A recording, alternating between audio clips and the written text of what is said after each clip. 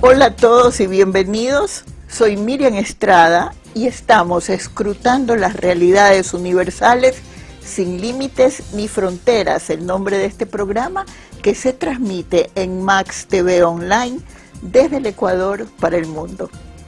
Hoy día nos vamos a referir a uno de los crímenes más brutales que se enfrentan en todo el mundo. No hay necesidad y no hay división ni de clases, ni de razas, ni de situaciones geográficas para el cometimiento de este delito. Es además un delito que no se reconoce como tal por una serie de estereotipos y por una serie de prejuicios. Me refiero a lo que los expertos han denominado el más democrático de todos los crímenes, la violencia contra la mujer. Es a ese crimen que nos referimos hoy día y nos referimos sin límites ni fronteras con una experta en la situación, una experta que actualmente ejerce como jueza contra la violencia de la mujer y otros miembros de la familia aquí en Ecuador para el mundo. Bienvenida, Evelyn Cedeño. Es un honor tenerla presente aquí porque con usted y con usted de la mano podemos analizar los problemas esenciales, no solo que causan esta violencia aquí en el país, sino la forma en que podríamos prevenirla. Muchas gracias por aceptar la invitación. Al contrario, muchas gracias a usted, Miriam, por la invitación y sobre todo por honrarme al ser entrevistada por una verdadera experta que es usted. Yo estoy realmente aprendiendo, tengo 34 años, ya la próxima semana cumpliré 35 y con ellos también 5 años de experiencia en lo que es la administración de justicia en el tema de violencia intrafamiliar. Esa administración de justicia, la posibilidad de enfrentar día a día, de tocar y de vivenciar los horrores que se viven por el ejercicio de esa violencia, eso es lo que tenemos que rescatar y denunciar para que sepa el público de lo que se trata, de qué manera impacta el ejercicio de esta violencia, no solamente en la mujer, sino en el núcleo familiar. Bien, la violencia, como todos podemos percibir, se trata de un problema arraigado histórica y culturalmente en base a las diferencias sociales, culturales, biológicas, sobre todo entre los dos géneros, el sexo masculino, el sexo femenino. Entonces, esta contraposición de diferencias entre hombre y mujer principalmente genera una situación de crispación, de alteración que viene a desembocar en lo que llamamos violencia de género y más que nada una de sus formas más palpables dentro de la sociedad ecuatoriana, latinoamericana y también a nivel mundial es la violencia intrafamiliar, porque afecta indudablemente a una institución primaria de toda la sociedad como es la familia, y si este núcleo familiar está inmerso en una problemática de violencia intrafamiliar, pues va a generar lo que tenemos ahora, una crisis social evidente donde no hay respeto ni siquiera dentro de la familia, mucho menos pues a nivel externo de esta. Esta es la afirmación que me interesa, de modo entonces que me gustaría aclarar cuando nos referimos a la violencia como tal en los hogares, intrafamiliar, no solamente en contra de la mujer, porque es importante subrayar esto. Cuando estamos luchando por las reivindicaciones de los seres humanos, no podemos parcializar, sectorizar las reivindicaciones. Es para todos, hombres, mujeres, niños, niñas, minorías sexuales. La reivindicación es para todo el pueblo. Entonces la pregunta, usted lo manifiesta claramente, ¿verdad?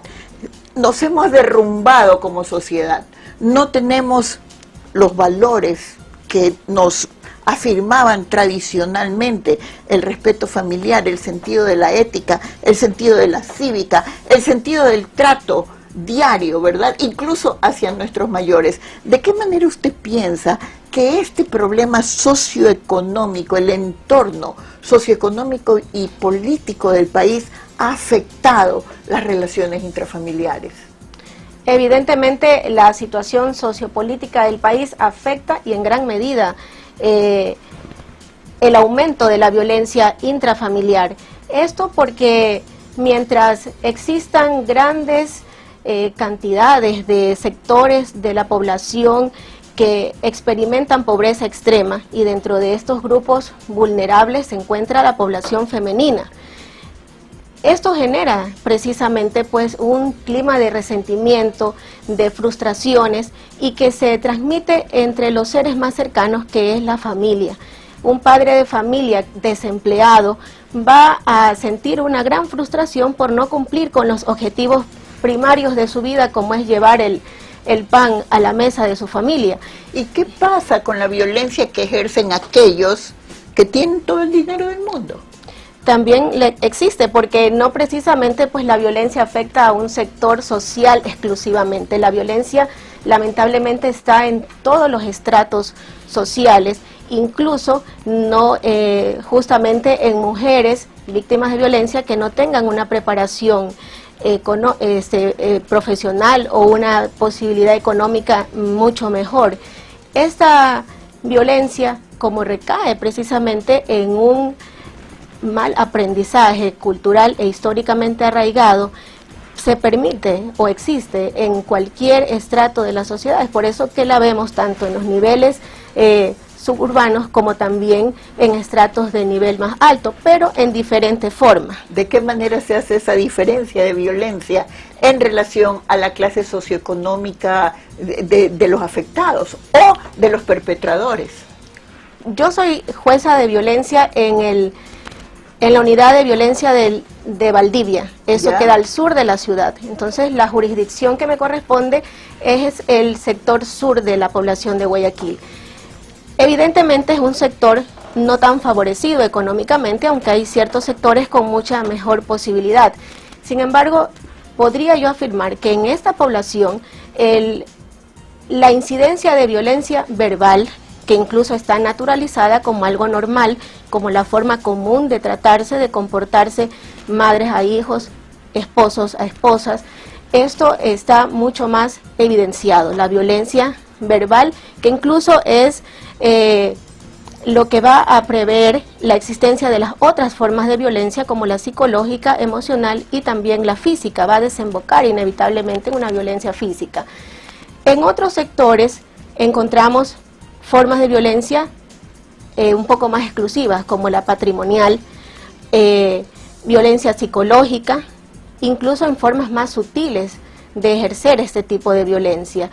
Y sobre todo se genera una mayor dependencia afectiva de la mujer que sufre la violencia intrafamiliar en un sector un poco más cómodo y confortable, ¿no? Dicho en otras palabras, una vez más, haciendo el honor al título del programa, utilizando preguntas sin límites ni fronteras, debo de entender entonces que una mujer que se pertenece a determinada clase social y que por pertenecerse a la misma, sin tener ella misma medios de vida per se, o en relación a prejuicios sociales específicos, está más dispuesta a aceptar esa violencia que una mujer que no tiene nada que perder, una mujer del pueblo, que no tiene prejuicios ni ya más nada que perder porque no tiene nada absolutamente. ¿Podría ser esta una afirmación con pie, con base científica? No, jamás podría afirmarse, porque eso depende del carácter de la mujer, independientemente en qué situación económica se encuentre. La mujer puede optar por decir basta, no teniendo ni dónde vivir. Correcto. Y puede también decir basta, así vive en un castillo rodeada de todos los lujos que ella algún día esperó tener. Es cuestión de decisión, es cuestión de decidir decir basta. Y esto, insisto, no se puede determinar que la mujer que vive tiene una vida cómoda puede tolerar, ¿no? Hay mujeres que toman la decisión, la determinación de decir basta de esta vida de violencia, no lo merezco, porque tienen principalmente un concepto muy claro de lo que es su dignidad. Su dignidad. De ahí podemos partir, reconociendo nuestra dignidad como mujeres. Es maravilloso tener la oportunidad de tocar un tema que no se toca generalmente. Es un asunto de dignidad, de capacidad personal y de carácter. ¿Hasta cuándo podemos soportar, no solamente las mujeres, tengo que decir, la sociedad en general, las expresiones de violencia sobre las que hablaremos en nuestro próximo segmento? Sigan por favor con nosotros después de este corte.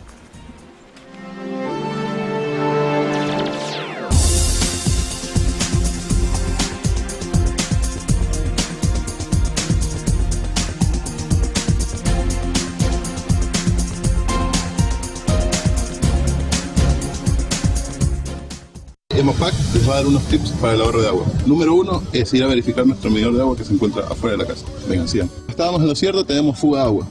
Así que el paso número 2 es ir a verificar dónde está la fuga y darle manos a la obra. El día de hoy les voy a decir cómo solucionar una fuga de agua en la ducha. Bueno, procedemos a retirar la tapa de seguridad. Retiramos el tornillo y la tapa de seguridad.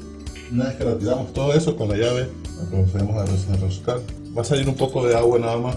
Una vez que lo tenemos afuera vemos que está desgastado y listo. Una vez que la tenemos comprada y la cambiamos, la ponemos y volveremos a armar todo de nuevo. Y luego de realizar los trabajos en casa, podemos verificar que nuestro medidor está funcionando correctamente. Con esto ahorraremos mucha plata en nuestras planillas de agua.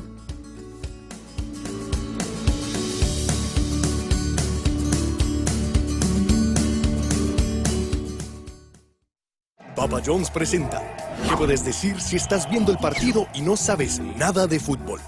Si ves el partido al lado de un fanático del fútbol, di esto para parecer inteligente. Se cree que los aficionados mexicanos inventaron la ola. Deberíamos jugar 4-3-3. Se cree que los aficionados mexicanos inventaron la ola. ¡Excelente! Y si eso no funciona, mejor hablemos de pizza. Mejores ingredientes, mejor pizza. Papa John's.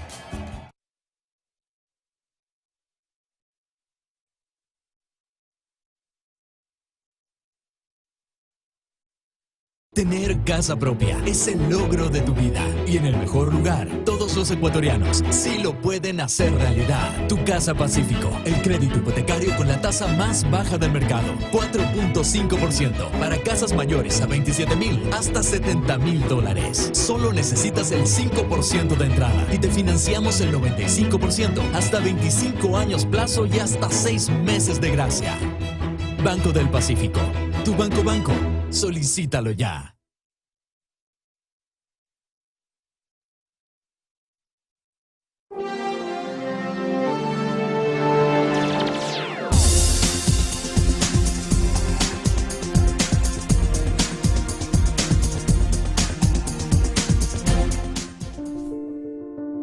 Globally, 1 in 3 women and girls worldwide have experienced physical or sexual violence during their lifetime. Less than 40% of them seek help of any sort, and of these, only 10% seek support from police. And of all women who were victims of homicide worldwide in 2012, 50% were killed by intimate partners or family members. This situation cannot be overlooked. And although progress has been made, the end of violence against women and girls is far from today's reality.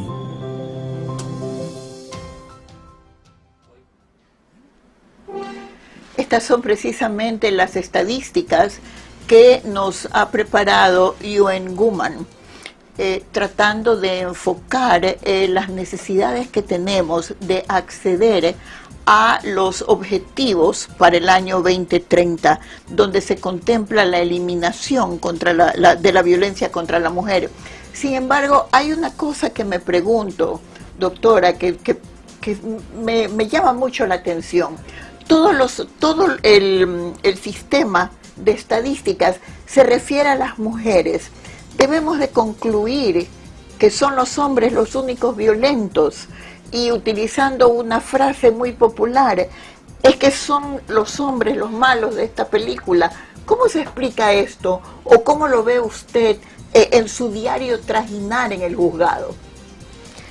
En efecto, la mayoría de las denuncias que se reciben en la unidad de violencia intrafamiliar tienen que ver con casos donde el presunto agresor es el hombre, sea el actual conviviente, cónyuge, ex conviviente, ex enamorado, que son por la temática intrafamiliar lo que nos corresponde. También suelen haber hermanos, tíos, padres, también agresores, pero no es un tema generalizado. Lamentablemente el abordaje que se da desde la Administración de Justicia en nuestro país implica que las unidades de violencia conozcamos, además de la violencia que sufre la mujer por el hecho de ser mujer, la que involucra a los demás integrantes del núcleo intrafamiliar.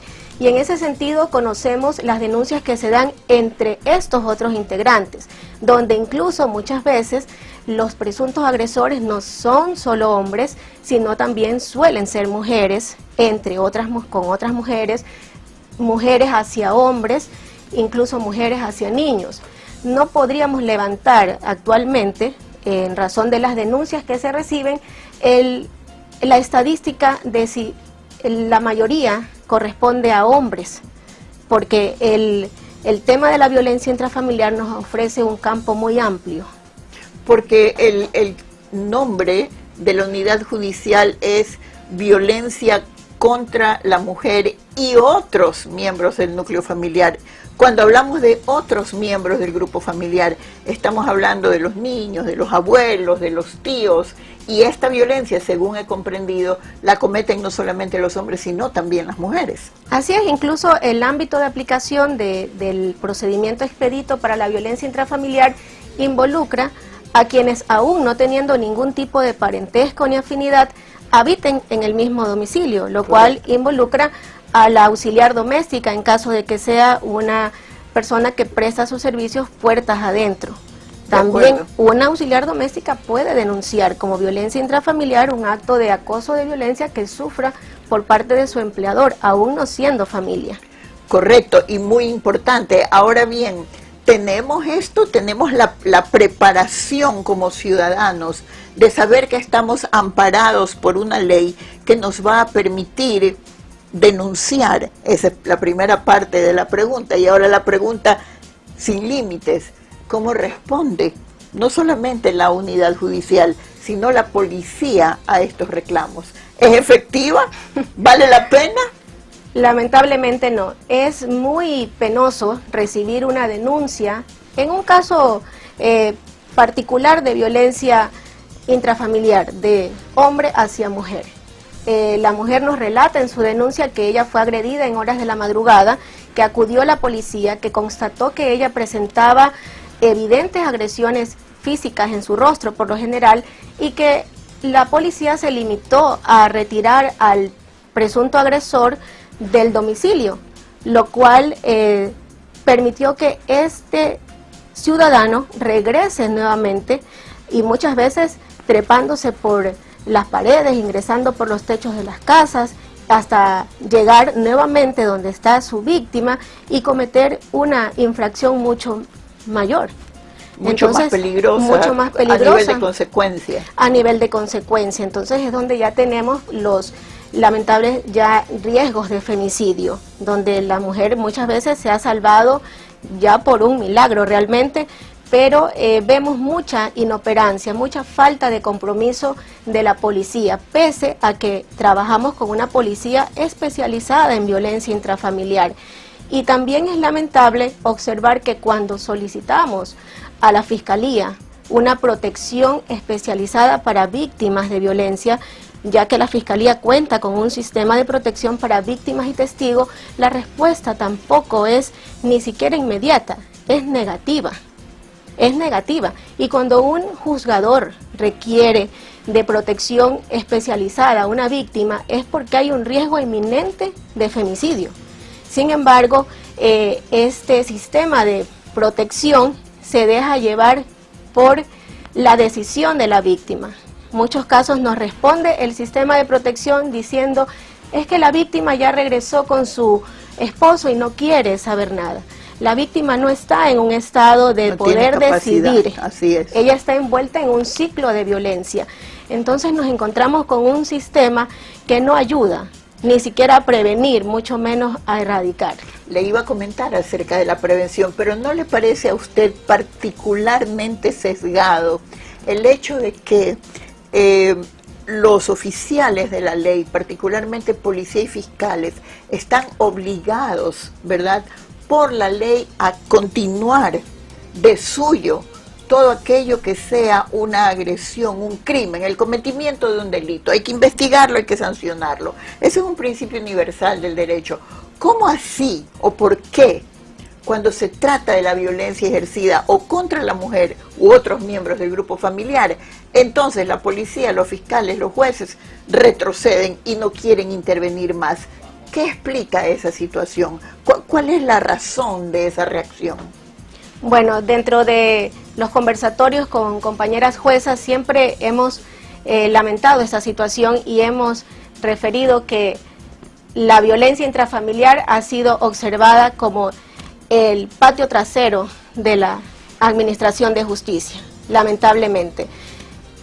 Es preciso indicar que esta falta de operancia de quienes están obligados por la ley, por sus responsabilidades como funcionarios públicos inclusive, tiene que ver también con una arraigada concepción machista inclusive, de naturalizar la violencia, de pensar que como es un tema intrafamiliar o de pareja, corresponde únicamente a estos dos seres o a quien sufre esta violencia y que ellos no deben intervenir.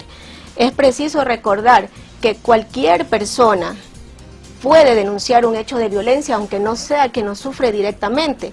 Es una obligación como parte de un ejercicio de ciudadanía. De ciudadanía responsable. De ciudadanía responsable. Muchas veces recibimos denuncias de vecinos que observan que un niño es maltratado físicamente de manera exagerada por sus padres.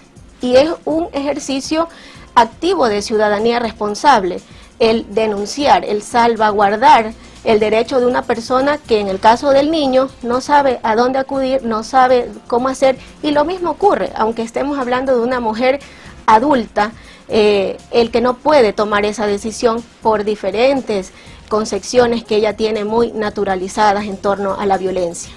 Gracias por esa explicación, doctora. Hay otra que me llama mucho la atención. Usted publicó hace poco un libro abordando un tema que es prácticamente desconocido a nivel nacional. Estamos hablando de la ponderación, ese es el título de su libro, de las medidas que se deben de tomar en el momento en que se produce un caso de estas violencias, de este tipo de violencia, y cómo manejarlas.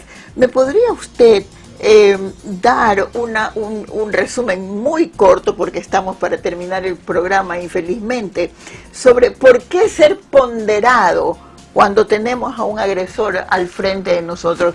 ¿Por qué ponderarse cuando si no se toma una decisión inmediata se podría llegar a un femicidio? ¿O estoy yo más vale poniéndome demasiado radical en estas preguntas? No, en efecto el tema es novedoso porque dada la campaña que tenemos para pretender erradicar la violencia hacia la mujer, hemos puesto nuestra mirada únicamente en ella, en la mujer como víctima de violencia intrafamiliar.